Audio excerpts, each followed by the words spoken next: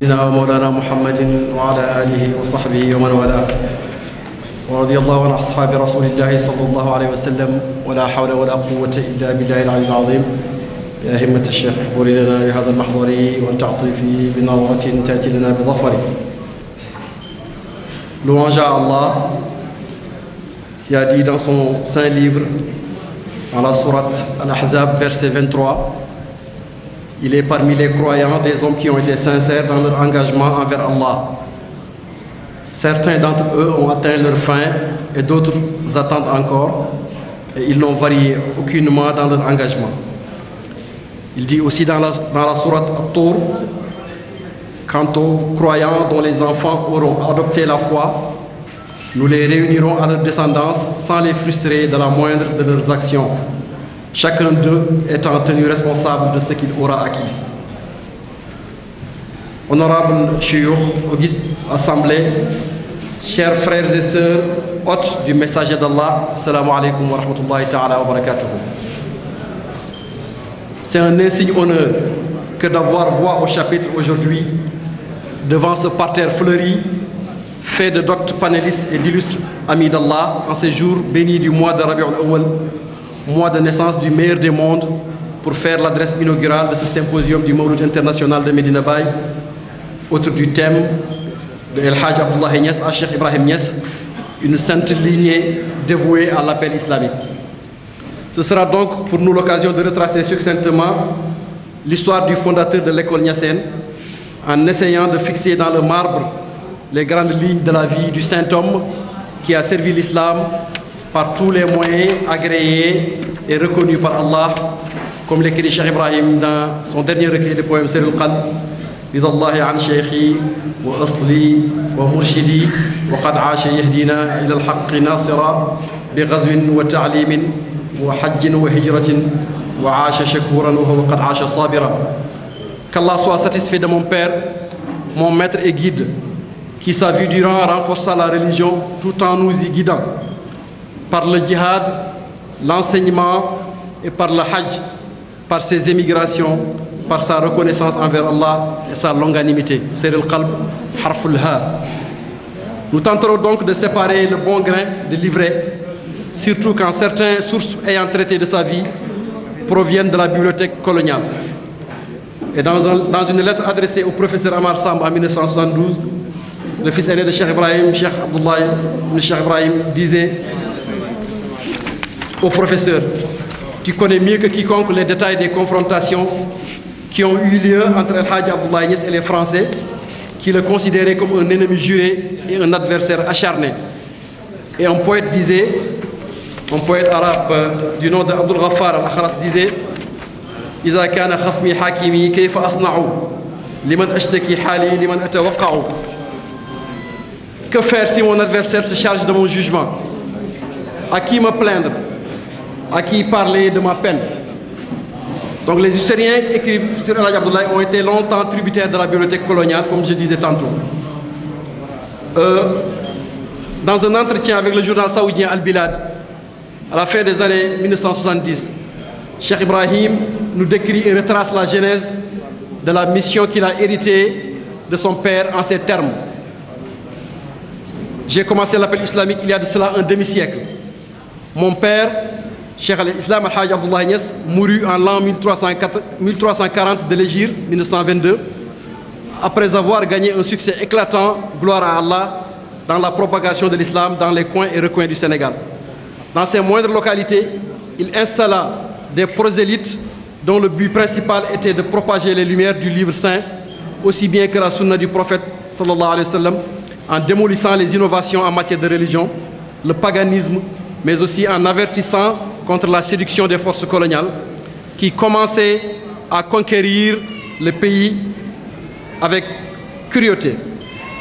Cheikh Abdullah Niass, Cheikh Ibrahim qui parle toujours, fit le pèlerinage à la Mecque en l'an 1890, durant lequel il visita quelques pays musulmans à la rencontre de savants pour tirer bénéfice de leur expertise.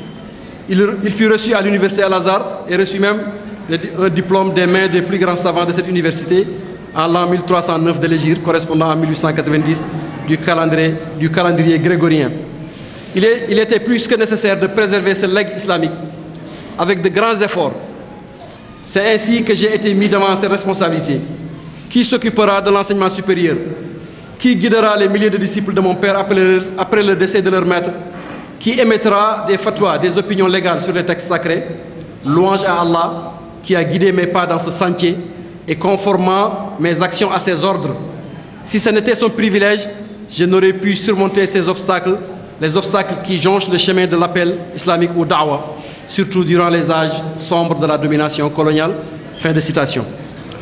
Nous savons donc l'intérêt que Cheikh Ibrahim accordait à la célébration du Mawlud, d'où le prétexte de ce symposium pour visiter les grandes lignes de sa pensée. Son amour pour le prophète se situe sous le prisme de l'héritage. Il nous apprend dans un de ses recueils de poèmes qu'il a hérité son amour pour le prophète de son père, Al-Hajj Abdullah Niass. Il dit « Fahubbi sahihun thabitun mutawatirun qafawtu abi qasahu wa huwa kabiru » Ma passion pour le prophète est saine, ancrée et permanente.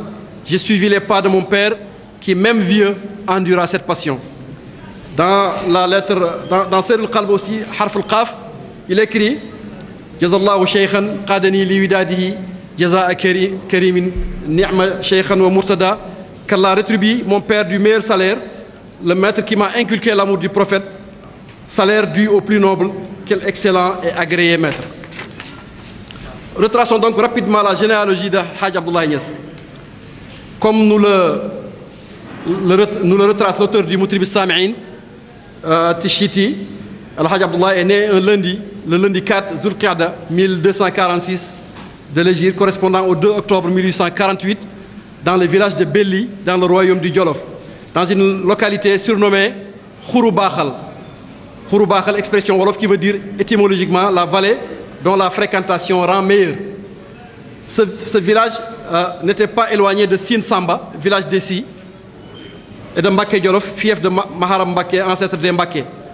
Nous avons donc en notre possession des correspondances entre Cheikh Al-Hajj Abdullah Niass et Cheikh Ahmadou Bamba, qui attestent de l'ancienneté des rapports entre la famille Niass et la famille Mbaké. Al-Hajj Abdullah Niass est donc le fils de Mohammed, qui est le fils de Mademba, qui est le fils de Bakri, qui est le fils de Sid Mohamed Al-Amin, dit Lamine Sachoro, fils de Samba Djela Niass, dit Massamba Rida, qui est le fils de Rida. Sa mère s'appelle Khadija Tcham, fille de Demba Tabara Tcham, fille de Tcherno Tcham, fils de Tcherno Tcham, fils de Aliou Tcham, fils de Alpha Mohamed Tcham, fils du grand érudit Mohamed Samba Tcham, dit Cheikh Massamba Tcham, né vers 1670, qui était le maître de Maharam Mbaké, de Demba Fall de Pire, de Mokhtar Ndombe Diop et de bien d'autres. Mokhtar Ndombe Diop, c'est le fondateur de Koki, et de bien d'autres sommités du pays. Comme l'explique une lettre manuscrite du sage de Guédé, Cheikh Mbaké Bousso, confirmée par une note écrite de la main de Cheikh Ibrahim Niass, envoyée à son fils aîné Al-Hajj Abdullah.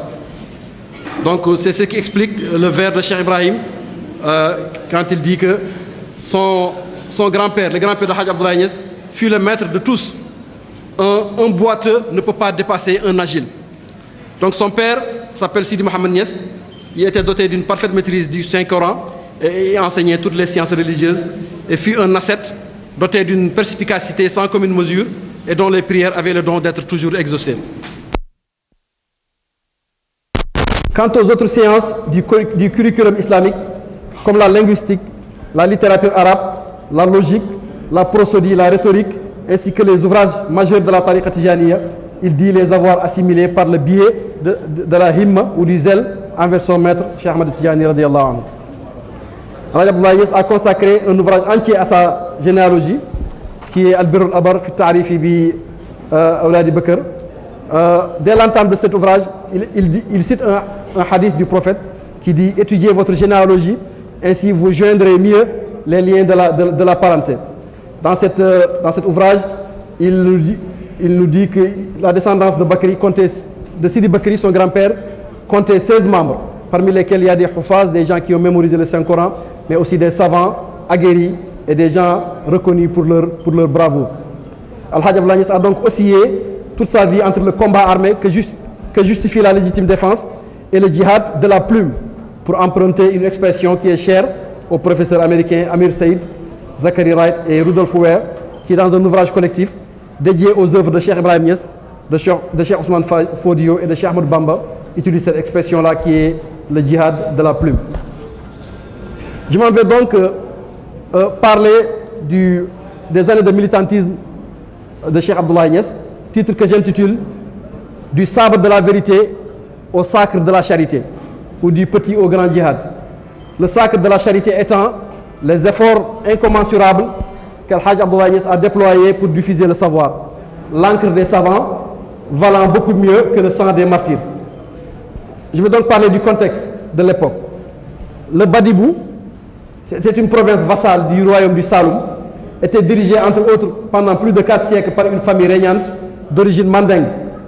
Les forfaits de Mat Diakher Maroun, l'héritier du trône, étaient répétitifs. La dernière en date fut l'enlèvement de l'épouse d'un musulman, tout en formulant la demande à Maba Diakhouba de convoyer les mets nécessaires aux noces, ce qui mit le feu aux poudres. Une atmosphère de guerre couvait dans le Badibou. Quand Maba Diakhouba envoya Amat Khoudia pour obtenir la libération de la fille en question, Mat Diakher le retint. Son père, le Mansa Djereba Maroun, qui était le souverain du Badibou, s'en mêla et ordonna à Mat Diakher de l'assassiner.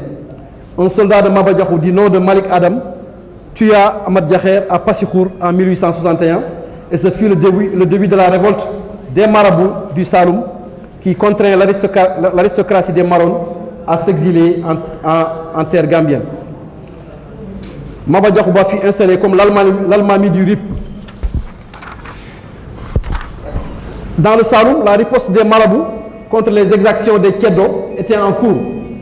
La révolte du Sabakh Sandial, menée par Sambou Touré, Cheikh Ousmane Diop et Mandiaye Khourédia, fut noyée dans le Saloum lors de la bataille de Ndemen, qui est le lieu de naissance de Maba Diakhouba. Maba et ses alliés battirent les troupes de Kédo à Tchikat et attaqua la base française tenue par une garnison de 12 soldats munis d'un canon. Maba retourna à Nioro. En 1862, Maba attaque les Kédo et détruit Koular. Une note du commandant de cercle de Kaolack, aux autorités françaises de 1863, chiffrait son armée, l'armée de Maba entre 11 000 et tandis qu'une source britannique les estimait à 17 000. Pour mener à bien sa mission, Maba Diakhouba envoya une lettre au roi du Trarza, mais aussi au roi du Maroc, mais aussi aux savants musulmans du Djolof pour solliciter leur appui dans le djihad contre les Tchèdos ainsi que contre la colonisation française qui posait ses premiers jalons. El Hadj Abdoulaye Niass avait été dans le Saloum auparavant, avant l'appel de Maba. Il était envoyé par son père et son oncle pour chercher du coton. Et il rencontra Maba qui lui remit les lettres destinées aux savants du Djolof. Donc les Français avaient exigé à Maba Diakhouba de ne pas envahir le Baol et le Djolof. L'Almami passa outre cette clause. En bon stratège, il lança l'assaut contre le Djolof en plein hivernage, période qui est défavorable à l'armée coloniale.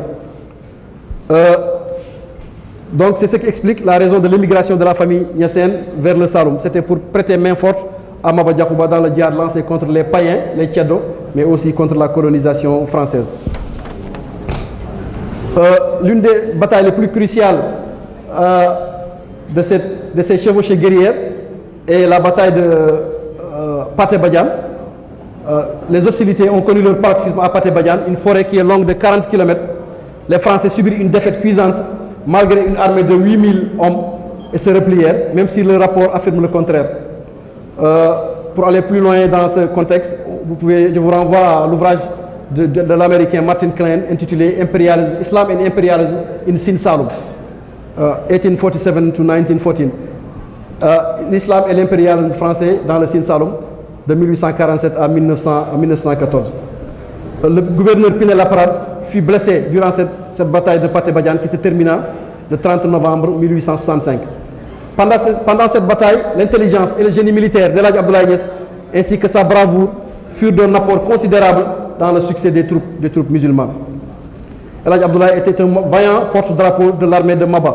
Ses prouesses dans le champ de bataille ont été chantées par plus d'un poète, dont Cheikh Mbacké Bousso dans l'élégie funèbre ou Marsiya qui lui dédie avec Sidi Hadj Malick Sy, dans laquelle il dit « Nul lion au milieu d'un bosquet ne serait comparable à Abdallah de par son courage et sa bravoure pendant les jours de bataille.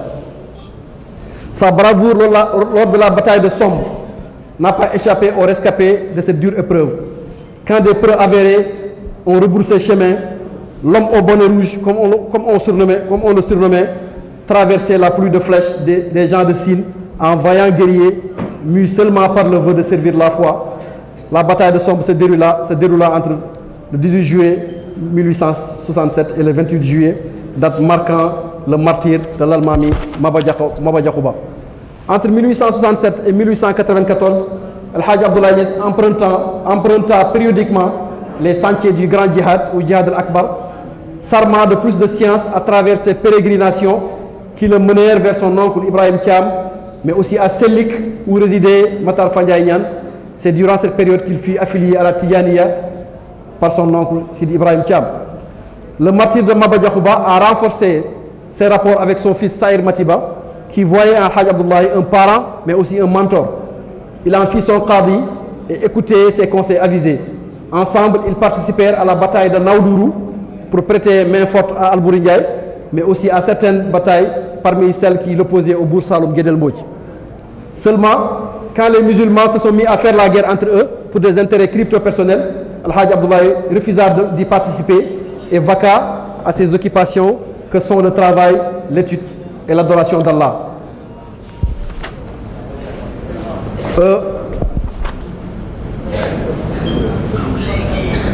En 1894, El Hadj Abdoulaye Niass partit en exil. C'était son premier exil. Il était accompagné de Saïd Matiba après la signature de l'armistice. Il préférait s'exiler plutôt que de vivre sous le diktat du colon français. Il fut acclamé comme le savant de la communauté en Gambie, la référence sur toutes les sciences religieuses, l'exégète ou mufassir en chef du livre saint. Il retourna au Sénégal en 1898. Revenu à Taïba Niassène, il s'adonna à la reconstitution de sa mosquée et de ses champs. Sa production agricole battit des records. Il reçut sur ses entrefaites la visite de nombreux savants Idaw Ali dans son village. C'est le cas de Tidjani Ibn Baba, Ahmed Tidjani Ibn Baba, qui lui dédia ses vers, louange au maître qui jaillit, sur qui jaillit la lumière de la lumière divine, et sur celui qui visiblement procure des biens merveilleux. Il existe parmi les humains postérieurs au prophète et ceux dont nous sommes déjà glorifiés, à l'exemple de Hadj Abdoulaye, celui qui demeure notre souhait et qui, par son immense savoir, les cheikhs puisent leur moindre connaissance. Mais c'est le cas aussi de Cheikh Mahand Baba, qui lui a rendu visite et qui a fait son éloge dans un poème dans lequel il dit: je suis venu juste après le lieu saint, vous rendre une visite pieuse. Ainsi j'ai sillonné des pays qui n'ont connu aucun massacre. Sois donc pour moi un guide vers le bonheur et l'obtention du souhait. Tu es l'unique parmi les fils de cette époque. Tu as traversé les marais des connaissances à l'adolescence comme à la vieillesse. Ta mention dans le domaine du savoir est tout à fait honorable.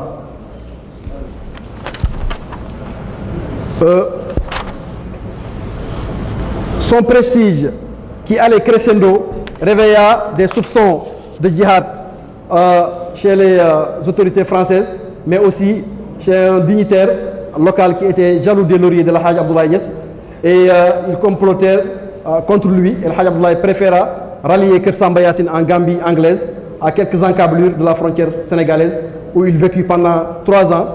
Durant les 7 dernières années de son exil en Gambie, le second exil, qui a duré 10 ans, les 7 années, il les a passées dans le bambou gambien, dans un village qu'il a fondé et auquel il a donné le nom de Chiam.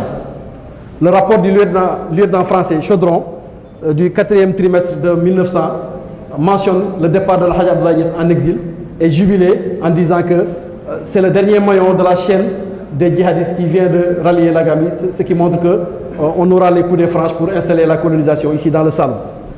C'était en 1900 qui marque l'année de naissance de Cheikh Ibrahim Niass radiallahu anhu. Donc Cheikh El Hadj Abdoulaye Niass s'installa de 1900 à 1910 en Gambie. Cependant, dès 1901, il eut l'autorisation de retourner au Sénégal. Cette autorisation lui a été trouvée par son disciple El Hadj Biteye. Mais il n'en a pas fait usage. Si vous lisez le livre de Paul Marty de 1917, Islam au Sénégal, il dit qu'El Hadj Abdoulaye a reçu l'autorisation de retourner au Sénégal dès 1901. Donc l'autorisation qu'il a eue après, en 1910, après son retour de Fès, c'était juste une sorte de formalisation de son retour et de son installation au Saloum. Mais il a été autorisé à retourner au Sénégal dès 1901 par le biais de son disciple El Hadj Biteye. Et je vous renvoie à l'ouvrage de Paul Marty, écrit en 1917. El Hadj Abdoulaye Niass était donc un enseignant hors pair, un savant qui mettait en pratique sa science. Il ne ménageait aucun effort pour dispenser le savoir par ses cours quotidiens qui ne laissaient aucun ouvrage du curriculum islamique. En véritable bibliothèque ambulante, il survolait la majeure partie des ouvrages enseignés dans l'espace sénégambien. Il dispensait des cours hors d'accès au commun des étudiants de l'époque, comme l'Ihmirab d'Ibn Bouna ou la Hamziya et la Bourda d'Imam Boussaïri, qu'il a acheté lors de son passage en Alexandrie en 1890. Concernant la littérature tijani, comme le Mouniyatul Mourid d'Ibn Baba, entre autres, qui faisait partie du programme qu'il enseignait. Tout comme les sciences les plus rares, telles que la pharmacopée, les sciences psychiques concernant les entités spirituelles, sans parler des sciences infuses qu'il distillait parcimonieusement aux disciples les mieux préparés. On ne peut ne pas évoquer son expertise dans le domaine du tafsir. Il a fait son premier tafsir en 1298 de l'Hégire, qui correspond à 1881 et qui marque l'année de naissance de son fils aîné, Cheikh Mohamed al-Khalifa. Il a fait l'exégèse du Saint-Coran 104 fois durant 41 années.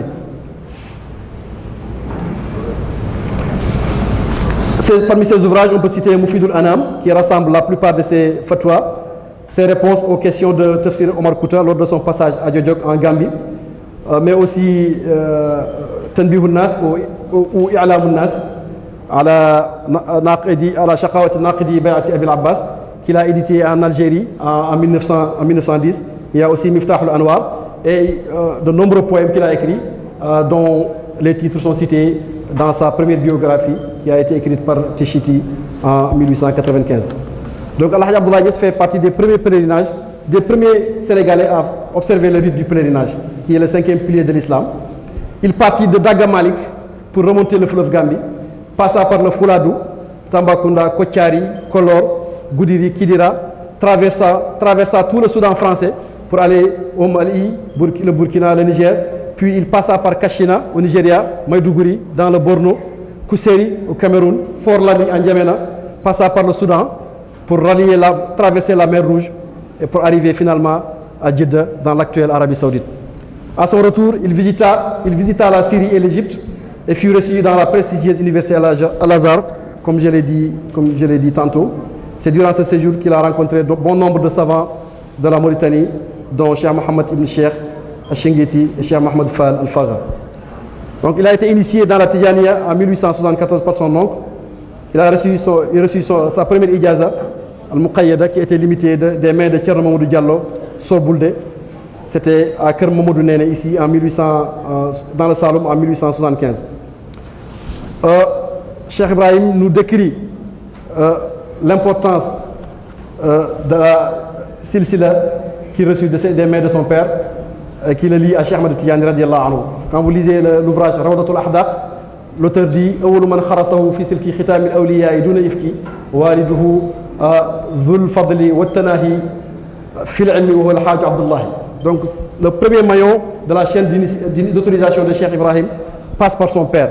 Et il dit dans le Majmou' des Ijazat, le recueil de ces Ijazat, Cheikh Ibrahim dit parmi ses plus illustres représentants de la Tidjaniya, parmi les plus illustres représentants de la Tidjaniya que j'ai eu à côtoyer et par le biais duquel j'ai bénéficié de la plupart de ses secrets, voire de tous ses secrets, il y a mon maître, mon pilier, j'ai nommé le grand maître, la célèbre référence, Cheikh al-Islam du temps de l'émir des croyants Sa'ir Matiba, le Moudjahid, le Qadi en chef des musulmans, l'imam des combattants et prêcheur attitré, le pédagogue, l'encyclopédiste averti, celui qui ne craint dans son sacerdoce point de blâme ou de censure, l'authentique par excellence, aux éblouissants miracles et au saint dévoilement, Cheikh Al-Hajj Abdoulaye de Sayyid Mohamed Niass.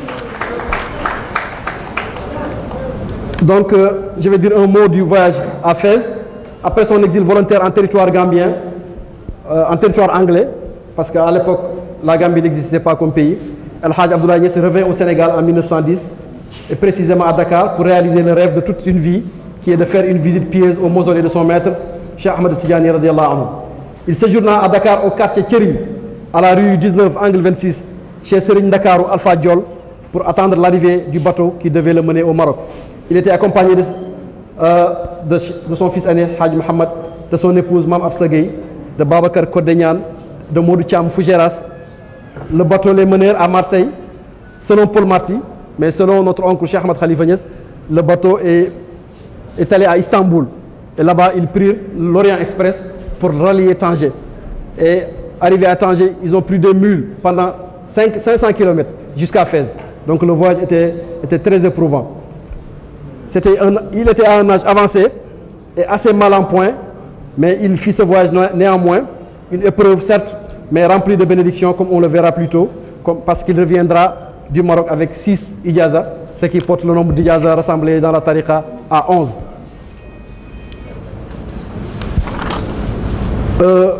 Je vous épargnerai la liste des ijazas et des chaînes de transmission, car elle est très longue.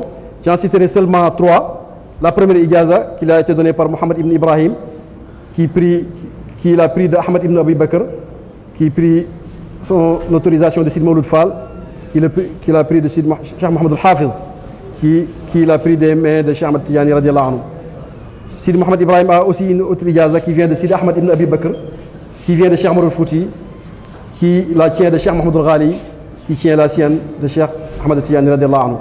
Je vais aussi évoquer la ijaza qui lui a été donnée par Cheikh Ahmed Abdallawi, Cheikh Ahmed ibn Mohamed al-Qouaydir al-Abdallawi, qui, après le décès de Sidi Arabi ibn Saïh et de Sidi Boutahir, était le grand, vraiment le doyen de la tariqa au Maroc. Il lui a donné cette ijaza alors qu'ils ne se sont même pas vus. Quand Al-Hajj Abdallah est arrivé au Maroc, il venait de décéder, il y avait un mois après son décès, mais il a laissé une ijaza là-bas pour Hajj Abdoulaye Niass. Quand on a annoncé à Al-Hajj Abdoulaye le décès de Sidi Ahmed Abdoulaye, il a dit qu'un Hatif Rabbani, une voix divine, m'a informé de son décès pendant que j'étais dans le bateau. Sidi Abdoulaye lui donne une ijaza, c'était le 21 Rajab, daté de 1328, dans laquelle il dit une ijaza, je vous donne une ijaza complète, un aimant qui tire vers la présence mohammedienne, ayant constaté votre mérite, ayant une parfaite confiance en votre fidélité. Qu'Allah joigne tout notre être à la présence de notre Cheikh, pour qu'il nous entraîne vers la présence du choisi par la valeur du maître, le messager d'Allah. Il signe Ahmed ibn Mohamed al-Abdallawi al-Tijani sur ordre du Cheikh Tijani radiallahu anhu. Il reçut aussi une ijaza de Sidi Mohamed Abdallawi, qui est le fils de Cheikh Ahmed Abdallawi, et une 4e ijaza qui provient de Sidi Ahmed Soukeriji. En fait, Sidi Ahmed Soukeriji lui a donné deux ijazas. Ce 4e maillon d'autorisation le lie donc au Qadi de Sitat, Sidi Ahmed Soukeriji, qui était le calife suprême de son époque. Nous avons retrouvé l'original même de ces 2 ijazas. Elle est composée d'un préambule. La première est composée d'un préambule dans lequel Sidi Soukeriji fait l'éloge de Al-Hajj Abdoulaye Niass et égrène ses mérites. Ses propos liminaires sont suivis d'un premier paragraphe dans lequel il l'autorise sur son sanad concernant le Sahih de Bukhari. Dans la seconde ijaza, Sidi Soukeriji lui dit: je vous donne cette autorisation à l'instar de votre statut, prêtant main forte au bien-aimé et frère véridique. Je vous autorise une autorisation complète pour laquelle je ne réclame aucune contrepartie, que si ce n'est votre prière, je te recommande la crainte d'Allah, que tous il nous en gratifie pour notre plus grand agrément. Je m'en arrêterai là-bas pour les ijazas, mais il y en a 11 maillons de la chaîne d'autorisation qui lie Cheikh Al-Hajj Abdoulaye Niass directement à Cheikh Ahmed Tijani radiyallahu ta'ala anhu. Il s'est installé à Kaolack après son retour de Fès en 1911. Et sa maison était le hub vraiment pour les intellectuels, les savants et les shurafa qui venaient de partout lui rendre visite. Et Al-Hajj Abdoulaye Niass donc légua à ses fils cet énorme héritage qui est fait de science et de sainteté. Il leur légua de nombreux disciples exigeants en tout point de vue, eu égard à la trempe du maître qui avait gagné leur allégeance, non pas par l'effet de l'hérédité, mais par un compagnonnage que les longues années d'épreuve et les multiples facettes de son érudition avaient fini de graver dans le marbre. Cheikh Ibrahim Niass radiallahu anhu loue les grands muqaddam de Cheikh Hadj Abdoulaye dans un poème. Il dit: qui peut-on comparer au muqaddam Abdul Qadir ainsi qu'al Mukhtar, son éminence? Et qui peut-on comparer à Ahmed Bouka et à Hassan, père d'Ali, qui guide vers le droit chemin? Qui peut-on comparer à Modou Thiam et Habib, ou encore Ousmane, mon honorable bien-aimé? Et qui peut-on comparer à Cheikh Omar, qui en matière de riposte et de tir demeure une lune? L'érudition et la sainteté de ses fils de filiation sanguine comme spirituelle sont connus de tous. Cheikh Ibrahim l'évoque dans ce poème suscité. quiconque compare son père au mien, qu'il me montre une descendance pareille à celle de mon père. Man qasa walidan lahu bi walidi, ayna furu'un ka furu'i walidi. Qui pouvons-nous comparer au Khalif Al-Hajj Mohammed, qui tire ses connaissances de Al-Hajj Abdullah, et de lui il détient le premier rang. Il s'agit de son fils aîné, la mère des connaissances, qui depuis sa tendre enfance devança tout le monde. Il répondit aux critiques contre mon maître Cheikh Ahmed Tidiane, et le savant Ibn Mayaba devint par la suite comme un ignorant. Il produisit des ouvrages et des poèmes limpides dont sans cesse nous nous en glorifions, et qui comparons à son semblable frère Mohammed, Hajj Mohammed Zainabou, qui en matière de savoir dépasse tous les connaisseurs, et qui comparé à Cheikh Omar, très jeune il nous fascina dans le domaine de la jurisprudence islamique, et qui comparé à Bakri, Oman que Bakri Fitissa el Marifa, et qui comparé à Bakri en matière de la gnose divine, par le secret des secrets du Cheikh Tidiane, il devint un connaissant. On peut aussi citer quelques vers écrits par Hajj Mohammed Khalifa pour faire l'honneur de son père, qui sont très nombreux, mais aussi des vers écrits par Hajj Mohammed Zainabou dans un poème intitulé Sayf al-Batir, Sayf al-Batir fi man takallama fi Cheikh Al-Hajj Abdullah Dhi Nour al-Bahir, mais aussi une qasida intitulée Layl al-Daman ala al-tawassuli bi akhyarillahi dawi al-irfan, mais aussi Cheikh Ibrahim qui, rien que dans son dernier recueil de poèmes intitulé Ser al-Qalb, a cité son père plus de 10 fois. Donc Cheikh Ibrahim est le fils de Hajj Abdullah Niass. Hajj Abdullah est donc le père du père de la Faïda. Il a pris le flambeau de ses mains pour faire l'appel islamique. Comme il disait à son fils aîné, tout ce que nous avons, c'est un bienfait parmi les bienfaits qu'Allah a donné à Hajj Abdullah Niass radiyallahu ta'ala anhu. Cheikh Abdullah est son père et son maître. C'est lui qui a autorisé Sidi Mohamed Mahmoud ibn Mohamed ibn Ahmed Saghir Tichiti de lui transmettre toutes ses chaînes d'initiation dans la voie et lui demanda de le transmettre à son fils Cheikh Ibrahim au moment opportun. On a retrouvé un poème très magnifique de Sidi Tichiti en éloge à Hajj Abdullah dans lequel il mentionne même la faïda. Alors que ce poème est écrit bien avant la faïda, il fait l'éloge à Abdullah et dit Fanaibun anhum fi kulli halihim wa madharul faydi lil qasi wa man hadara. Hajj Abdullah Niass est le lieu d'apparition de la faïda pour les éloignés mais aussi pour les proches. Alors que ce poème est bien avant même l'avènement de la faïda. Les liens que Cheikh Ibrahim a avec la Mauritanie ont été initiés aussi par son père. C'est pour cela qu'il écrit dans le recueil, le récit de voyage en Mauritanie, c'est par le biais de leur aïeul, Cheikh Mohamed Hafid, que j'ai reçu la wird. Je n'en changerai pas et je n'en prendrai pas un autre. Il est de même que ses rapports avec les Zawiyad de Fès et d'Aïnoumadi, qu'il tient de son père. Vous savez que Sidi Bachir Tijani avait donné une ijaza à Cheikh Al-Hajj Abdullah Niass. Sidi Mahmoud a donné une ijaza à Cheikh Ibrahim et au fils aîné, Cheikh Al-Hajj Mohamed Al-Khalifa. Donc Cheikh Ibrahim a tracé pour ses millions de disciples un espace transnational qui offre aux itinérants missionnaires se réclamant de son école un terreau fertile. Il les souda par le biais de la fraternité islamique et les abreuva avec le lait de la concorde, pour citer Maram Tidiane Ousmane. Malgré les obstacles qu'était le fait colonial et la surveillance accrue des autorités coloniales, Cheikh Ibrahim a réussi a eu un succès éclatant dans l'appel islamique, au point que en 1975, après son décès, un écrivain anglais, un historien, Mervyn Hisket, estimait le nombre de ses disciples à 40 millions. Nous avons eu l'opportunité de lire une note écrite par le premier ambassadeur français ici au Sénégal, dans laquelle il dit que la personnalité islamique la plus marquante, non seulement du Sénégal, mais de l'Ouest africain, est sans conteste Maulana Cheikh Ibrahim radiallahu ta'ala anhu.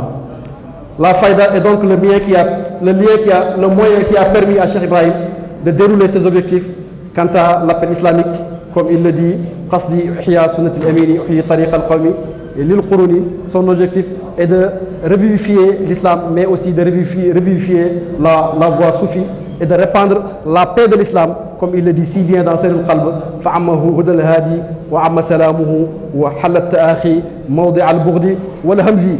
La paix du prophète, la paix de l'islam a atteint les horizons et en lieu et place de la haine et qu'on se vouait, maintenant c'est la fraternité islamique qui prend place.